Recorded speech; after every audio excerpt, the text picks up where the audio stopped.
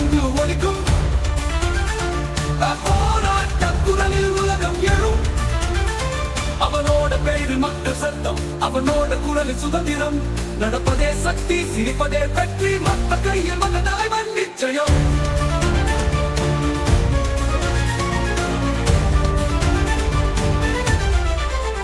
உலகம் கேட்குது தளபதி குரல், மனம் நம்பிக்கையா, அதுவே வெற்றி வரல். ஒரே வார்த்தையிலே கோடி மக்கள் இன்று வரலாறே சொல்லும் தலைவன்.